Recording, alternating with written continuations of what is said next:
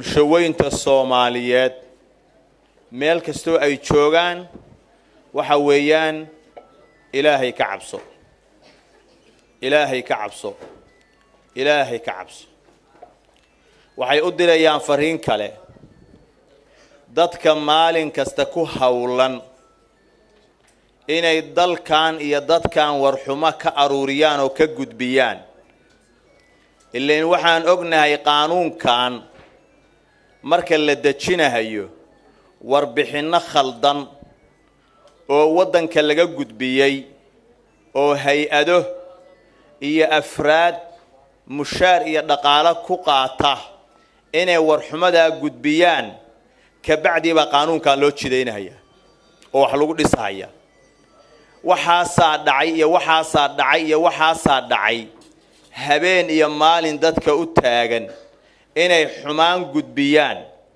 oo hay'ado iyo dawlado u gudbiyaan si qaanuunkan oo kale iyo wax la mid ah dalkan loogu dabaqo waxaan leenahay waxaad soo gelaysaan ilaahay qowlkiisa subhanahu wa ta'ala إن الذين يحبون أن تشيع الفاحشة في الذين آمنوا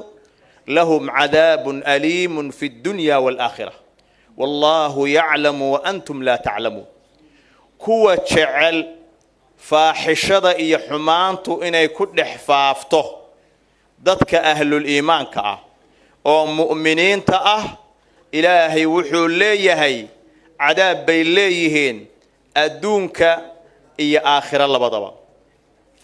ilaahay waa og yahay idinku sema ogideen ma naqaana magacyadooda ma naqaana abtirsiyaalkooda laakiin waa waxaan ognahay inay mushaar ku qaadanayaan oo dhaqaale ku qaadanayaan dalkooda iyo dadkooda inay ka been sheegaan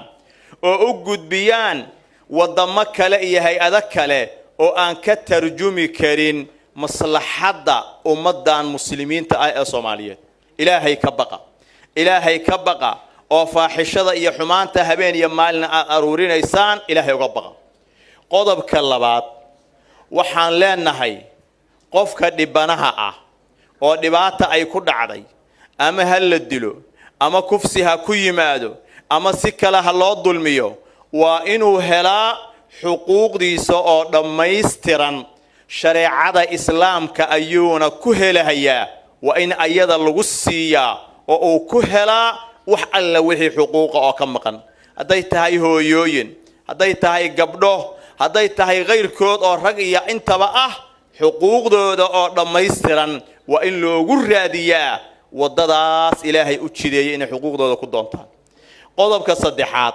waxaan leenahay dadka dulmiga wada oo dhibka wada oo balaayada iyo sharta geysanayo ahlu sharta ah waa in waxa weeyaan tilaabada ku haboon ee sharciga islaamku uu u dhigay oo looga hortagi karo oo lagu xakameyn karo waa in sharciga islaamka la mariyaa oo cuquubada ay leeyihiin dadka geysanaya afcaasha xunxun ee kala duwan waa in sharciga islaamka la mariyaa haday tahay dil haday tahay xabsi haday tahay gacmo goyn haday tahay karbaash haday tahay dhagax in lagu dilo waxa weeyaan xuduudii shariicadu islaamku u dhigtay waa in loo marsiiyaa ee aan meel kale loo leexin qodobka afraad waxaan leenahay qof kaste oo doonaya mas'uuliyad inuu qabto ama ha ahaato heer madaxweyne ama mid ka hoosaysa waxaad ogaataa dadkaani waa muslimiin islaamnimadooda ayaa ku filan waxa aad ku xukumaysid oo aad rabtid inaad qaanuun uga dhigtid oo ku socodsiisid ilaahay uga baq sharciga ilaahay buu ugu yaalaa diintooda islaamka ku xukun diintooda islaamka ku xukun waxa aad dejinaysid oo qaanuun ka dhigaysid waa inay soo maraan culummada islaamku waa inay eegaan si ay u qabtaan qodob kaste oo khaldan oo shariicada islaamka aan sal iyo raad ku lahayn waa inay noqdaan culummada islaamku tilaabo kasta oo la qaadaya dalkan waa inay noqdaan culummadu kuwa lagala tashado oo la yiraahdo arrinka diinta islaamku maxay ka qabtaa sidaas adiguna madax ku noqon kartaa kuna joogi kartaa ummaduna ay ku badbaadi kartaa waxaan leeyahay dadka iimaankoodii iyo diinkoodii intay halkaa iska dhigeen xishoodkoodii iyo akhlaaqdoodii ka tegay waddo mugdiya qaaday ummadda Soomaaliyeed dhexdeeda wasan iyo qiimo kuma leh qabaa'isha ay ka soo jeedaan iyo ummadaha ay matalahayaan iyo deegaanada ay ka kala yimaadeen kulligeen waxaan ka soo horjeednaa qof kaste oo iimaankii iyo xishoodkii iyo akhlaaqdii ka doortay dadkiisa iyo dalkiisa ka tegay ee doonaya xil inuu qabto waa in xilka isaga ah iyo mas'uuliyadda iyaga ah waxa weeye aan loo ogolaanin wuxuu ku doonayaa inuu xil qabto ummadii uu khiyaanay oo diinkooda uu dhaawacay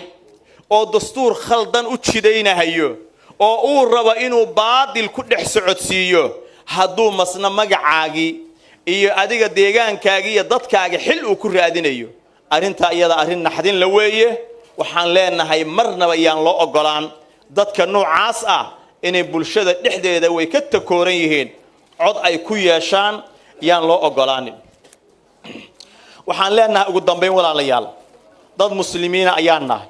islaamnimada ayaan ugu filan ayada ayaana deeqda ilaahay baa raali nooga ah waxaan isku bahaysanaynaa wax kaste oo xun oo kaste oo culimadu iftiimiyaan oo ay ka hadlaan waa inaad culimada ku garab istaagtaan waa inaad culimada ku garab istaagtaan meel kastana aad gaarsiisaan codkiina ilaahay subxaanahu wa ta'ala in dadkan iyo dalkan ilaahay looga baqo oo halaaga iyo khatarta dadku ay la raadinayaan waxa weeyaan in laga badbaadiyo waa mas'uuliyad dhammaanteen ina saaran weeye ilaahay idankiisa intaas ayaan ku soo gabagabaynayaa wa sallallahu ala nabiyyina